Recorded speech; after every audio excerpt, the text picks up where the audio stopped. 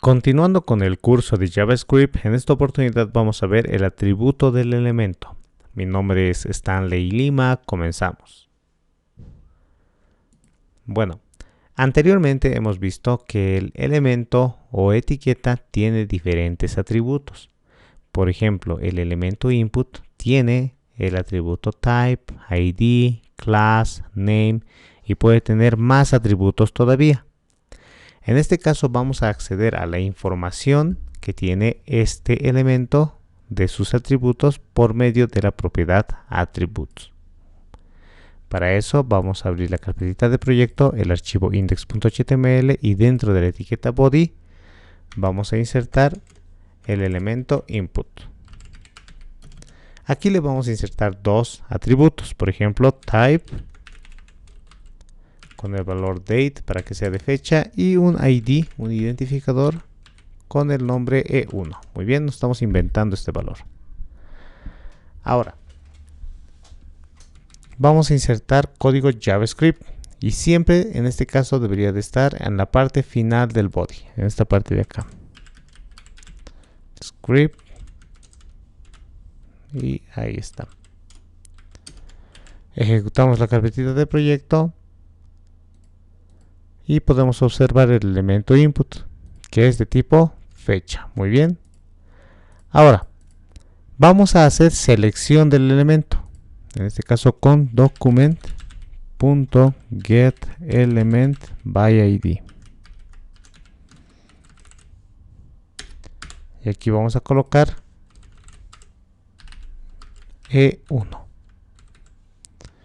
Y esto lo vamos a insertar dentro de una variable que se va a llamar in1. Ustedes pueden insertar cualquier variable.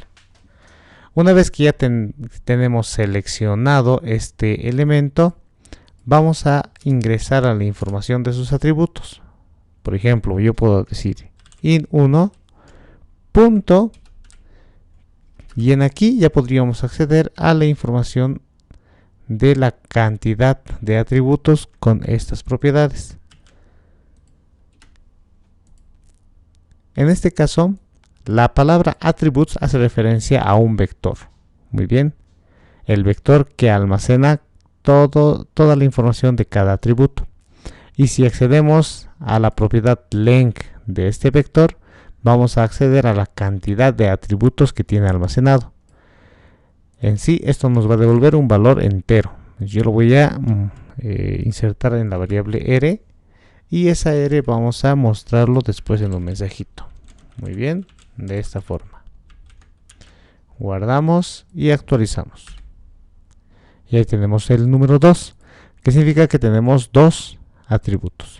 Si aquí yo inserto, por ejemplo, el atributo class con el valor, o mejor dicho, el atributo name con el valor edad, guardo y actualizo, ya serían 3 atributos. Entonces de esa forma nosotros podemos acceder a la cantidad de atributos que tiene un elemento. Muy bien. Por otro lado también se puede acceder al nombre del atributo. Con esto de aquí.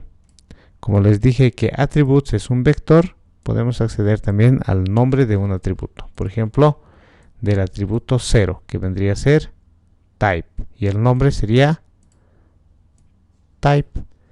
Guardamos, actualizamos y aquí tenemos type. Ahora si accedemos al atributo 1, que vendría a ser ID, actualizamos, nos dice ID. Muy bien. Y por último el atributo 2, que vendría a ser name, nos diría name. Ahora también podemos acceder de ese atributo al valor, o sea a este valor, en este caso date. ¿De qué forma? De la siguiente. Comentamos esto y aquí colocamos en vez de name, value. Muy bien. Value del atributo en posición 0. Vendría a ser date. Entonces actualizamos y ahí está. Value del atributo en posición 1. Actualizamos y aquí tenemos E1. Y por último, este de acá vendría a estar en la posición número 2. Edad. Muy bien. Por otro lado, también podemos verificar si existe o no existe un atributo con la propiedad getAttributeNode. Entonces podemos comentar esto, copiarlo y copiar esto de acá.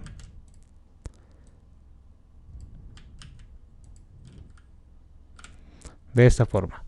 Aquí pregunta si existe el atributo type.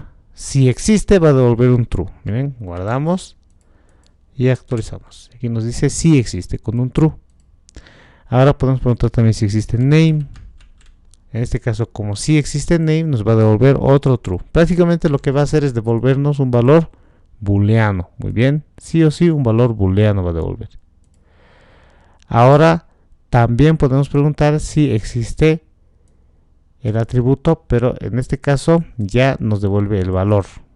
Muy bien, es muy similar a este de acá, solamente que este accede por posición, mientras este accede por búsqueda. Entonces podemos comentar esto de acá y podemos insertar esta propiedad.